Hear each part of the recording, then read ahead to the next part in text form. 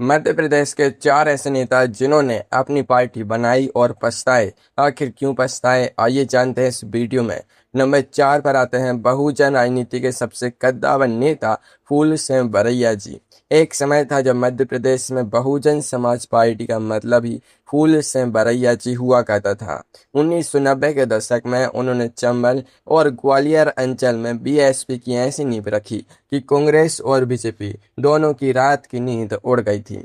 दलित vote bank पर उनका ऐसा एक छत्र राज था कि वे जिसे चाहते विधायक बना देते और जिसे चाहते घर बैठा देते। लेकिन राजनीति में जब अहंकार और गलतफहमी का ओवरडोज हो जाए तो बड़े से बड़ा सुरमा भी चित्त हो जाता है। फूल सिंह बरैया जी को लगा कि बीएसपी का सारा वोट बैंक मायावती जी का नहीं बल्कि उनका खुद का पर्सनल फिक्स्ड डिपॉजिट है। बस यही गणित गलत बैठ गया। मायावती जी के कड़े मिजाज के आगे तो बड़े बड़े दिग्गजों की हवा निकल जाती है, तो बरैया जी की क्या बिसात थी। पार्टी के भीतर वर्चस्व की लड़ाई शुरू हुई और 2003 के आसपास मायावती जी ने एक झटके में उन्हें पार्टी से बाहर का रास्ता दिखा दिया। बरैया जी ने सोचा कि चलो अब मायावती जी को उनकी औकात दिखाते हैं। उन्होंने बहती गंगा में हाथ धोने के लिए समता समाज पार्टी बनाई और बाद में बहुजन संघर्ष दल का झंडा बुलंद कर दिया। उन्हें लगा था कि चंबल का पूरा दलित समाज बीएसपी को भूलकर उनके पीछे नंगे पैर दौड़ेगा। लेकिन मध्य प्रदेश की जनता बड़ी जहीन है। वह नेता के चेहरे से ज्यादा पार्टी के चुनाव चिन्ह को पहचानती है। 2003 के विधानसभा चुनावों में बरैया जी ने अपनी नई पार्टी के बैनर तले उम्मीदवार मैदान में उतारे। नतीजा क्या हुआ? करारी हार। जनता ने ऐसा नकार दिया कि उनकी पार्टी के उम्मीदवारों की जमानतें जब्त हो गईं। जिस नेता के इशारे पर दर्जनों विधायक बनते थे, वह खुद अपनी सीट बचाने के लिए तरस गया। राजनीति का यह कड़वा सच उन्हें समझ आ गया कि हाथी से उतर कर पैदल चलने वाले को जनता सिर्फ तमाशा देखने के लिए देखती है, वोट देने के लिए नहीं। बरसों तक वे अपनी नई पार्टी की खटारा गाड़ी को धक्का लगाते रहे, रैलियां की, लंबे चौड़े भाषण दिए, तीसरे मोर्चे का सपना देखा, लेकिन वोट बैंक का खाता तक नहीं खुला। जिस कैडर को उन्होंने बरसों में खड़ा किया था, वह या तो बीएसपी के साथ बना रहा या फिर सीधे कांग्रेस की झोली में जा गिरा। क्या आपको लगता है कि सिर्फ छोटे या क्षेत्रीय नेता ही अपनी पार्टी बनाकर बर्बाद होते हैं? बिल्कुल नहीं। जब ग्वालियर राजघराने के महाराजा ने अपनी अलग पार्टी बनाई तो मध्य प्रदेश के सियासी गलियारों में भूचाल आ गया था। नंबर 3 पर आते हैं ग्वालियर राजघराने के वारिस और कांग्रेस के दिग्गज नेता माधवराव सिंधिया जी। माधवराव सिंधिया जी की गिनती देश के उन गिने चुने नेताओं में होती थी जिनकी एक आवाज पर पूरा ग्वालियर चंबल अंचल थम जाता था। वे केंद्रीय मंत्री रहे, कांग्रेस का बड़ा चेहरा थे और दिल्ली के सियासी दरबार में उनका सिक्का चलता था। लेकिन 1996 में आया एक ऐसा तूफान जिसने सिंधिया जी के राजनीतिक जीवन को हिलाकर रख दिया। वह तूफान था चर्चित हवाला कांड। तत्कालीन प्रधानमंत्री पीवी नरसिम्हा राव जी ने हवाला कांड का बहाना बनाकर माधवराव सिंधिया जी का पत्ता काटने का प्लान बना लिया और 1996 के लोकसभा चुनाव में उनका कांग्रेस का टिकट काट दिया। अब एक राजा का ईगो हाइट हो जाए तो वह खामोश थोड़े ही बैठेगा। महल के स्वाभिमान पर चोट लगी थी। सिंधिया जी ने कांग्रेस को औकात दिखाने की ठान ली और रातों रात कांग्रेस से बगावत करके अपनी नई पार्टी बना ली। नाम रखा मध्य प्रदेश विकास कांग्रेस। सिंधिया जी का जलवा ऐसा था कि ग्वालियर की जनता के लिए सिंधिया जी ही कांग्रेस थे और सिंधिया ही सरकार। 1996 के लोकसभा चुनाव में वे अपनी नई पार्टी के चुनाव चिन्ह पर मैदान में उतरे। उन्होंने कांग्रेस उम्मीदवार को भारी मतों से हरा दिया और खुद सांसद बन गए। उनकी पार्टी के एक दो और साथी भी चुनाव जीत गए। दूर से देखने पर लगा कि अरे वाह, महाराजा ने तो कमाल कर दिया, अपनी नई पार्टी बनाकर चुनाव जीत लिया। लेकिन असली पिक्चर तो अभी बाकी थी। चुनाव जीतना अलग बात है और एक राजनीतिक दल को पूरे प्रदेश में जिंदा रखना बिल्कुल अलग बात है। जल्द ही सिंधिया जी को एहसास हो गया कि ग्वालियर के किले के बाहर उनकी नई पार्टी का कोई वजूद ही नहीं है। भोपाल से लेकर इंदौर और जबलपुर तक कोई उनकी मध्य प्रदेश विकास कांग्रेस का नाम लेने वाला भी नहीं था। क्षेत्रीय पार्टी चलाना कोई बच्चों का खेल नहीं होता। उसके लिए संगठन चाहिए, कार्यकर्ता चाहिए और हर जिले में कैडर चाहिए। सिंधिया जी अकेले कब तक अपनी व्यक्तिगत लोकप्रियता के दम पर पार्टी खींचते? वे समझ गए कि अकेले उड़ने की कोशिश में पंख जल सकते हैं। 2 साल के भीतर ही उनका मुंह भंग हो गया। 1998 में उन्होंने चुपचाप अपनी पार्टी का बोरिया बिस्तर समेटा और वापस कांग्रेस का दामन थाम लिया।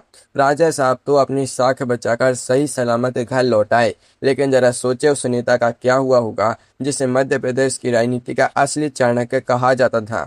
जब उस चाणक्य ने अपनी पार्टी बनाई तो लगा अब तो इतिहास रचा जाएगा। नंबर 2 पर आते हैं मध्य प्रदेश की राजनीति के सबसे बड़े बाजीगर और चाणक्य कहे जाने वाले अर्जुन सिंह जी। अर्जुन सिंह जी वो नाम था जिसके सारे पर भोपाल से लेकर दिल्ली तक की सरकारें हिल जाती थीं। वे मध्य प्रदेश के 3 बार मुख्यमंत्री रहे, पंजाब के राज्यपाल रहे और केंद्र में मानव संसाधन विकास मंत्री जैसे भारी भरकम पद पर रहे। जोड़ तोड़ की राजनीति में उनका कोई सानी नहीं था, लेकिन जब राजनीति के चाणक्य को ही अपनी चालों पर जरूरत से ज्यादा घमंड हो जाए तो मात खाना तय हो जाता है। 1995 का दौर था। केंद्र में पीवी नरसिम्हा राव जी की सरकार थी। अर्जुन सिंह जी की महत्वाकांक्षाएं आसमान छू रही थीं। उन्हें लगा रहा था कि प्रधानमंत्री की कुर्सी पर तो उनका हक होना चाहिए। नरसिम्हा राव जी से उनके मतभेद इतने बड़े कि अर्जुन सिंह जी ने बगावत का झंडा बुलंद कर दिया।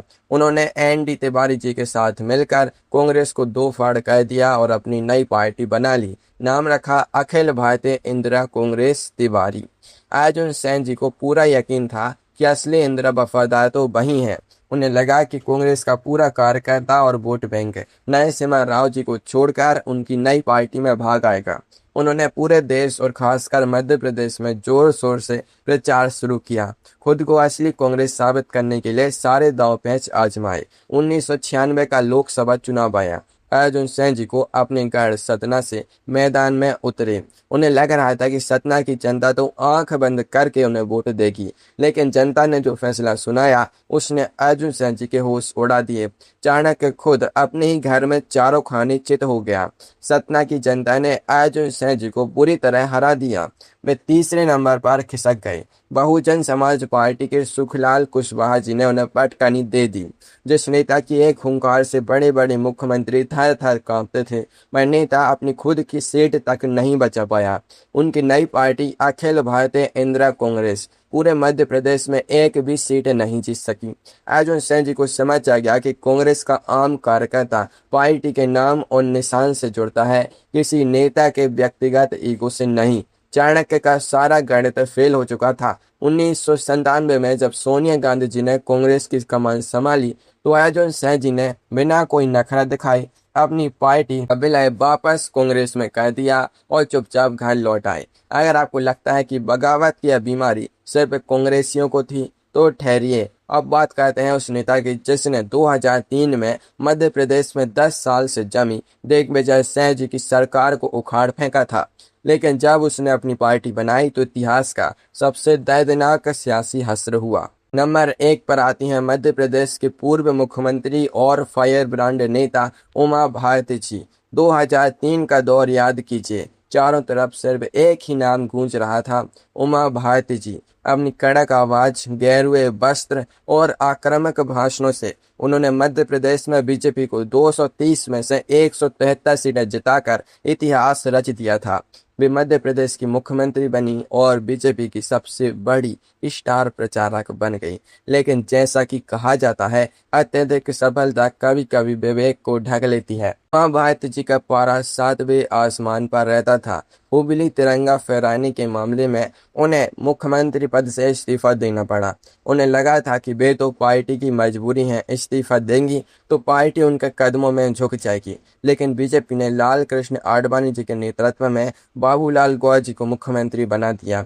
उमा भारती जी का गुस्सा बेकाबू हो गया। उन्होंने पार्टी बैठकों में अनुशासन तोड़ा, टीवी कैमरों के सामने लाल कृष्ण आडवाणी जी से बहस कर ली और पार्टी छोड़कर बाहर निकल गई। 2005 में बीजेपी ने उन्हें बाहर का रास्ता दिखा दिया। उमा भारती जी को लगा कि मध्य प्रदेश की जनता तो सिर्फ उनकी दीवानी है, बीजेपी का वोट बैंक उनका खुद का कमाया हुआ है। इसी मुगालते में उन्होंने 2006 में अपनी नई पार्टी बनाई, नाम रखा भारतीय जनशक्ति पार्टी। उन्होंने पूरे मध्य प्रदेश में मोटरसाइकिल रैलियां निकाली, बीजेपी सरकार के खिलाफ विषदमन किया और खुद को असली बीजेपी साबित करने की कसम खाई। 2008 का विधानसभा चुनाव आया। उमा भारती जी ने अपनी भारतीय जनशक्ति पार्टी से 230 सीटों पर उम्मीदवार खड़े कर दिए। उन्होंने दावा किया कि वे शिवराज सिंह चौहान जी की सरकार को उखाड़ फेंकेंगी। 2008 के चुनाव नतीजे आए और उमा भारती जी के पैरों तले से जमीन खिसक गई। 230 सीटों में से उनकी पार्टी को मिली सिर्फ 5 सीटें और सबसे बड़ा झटका तो तब लगा जब उमा भारती जी खुद अपनी पारंपरिक सीट टीकमगढ़ से चुनाव हार गईं। जिस महिला ने 5 साल पहले बीजेपी को प्रचंड बहुमत दिलाया था, उसकी अपनी पार्टी का सुपड़ा साफ हो चुका था। जनता ने बता दिया कि वोट उमा भारती जी को नहीं बल्कि बीजेपी के कैडर और कमल के फूल को मिलता था। भारतीय जनशक्ति पार्टी पूरी तरह बर्बाद हो गई। उमा भारती जी राजनीतिक रूप से अलग थलग पड़ गईं। आखिरकार 2011 में उन्होंने अपने हथियार डाल दिए। नितिन गडकरी जी के समय में उन्होंने अपनी पार्टी का विलय वापस बीजेपी में किया और अपनी मातृ संस्था में लौट आई। मध्य प्रदेश का राजनीतिक इतिहास गवाह है, चाहे वह दलित राजनीति के बड़े झंडा बरदार हों, ग्वालियर के महाराजा हों, राजनीति के चाणक्य हों या फिर फायर ब्रांड साध्वी हों, जिसने भी अपनी पार्टी से बगावत करके नया आशियाना बनाने की कोशिश की, मध्य प्रदेश के मतदाताओं ने उसे सीधे सियासी गुमनामी के अंधेरे में धकेल दिया।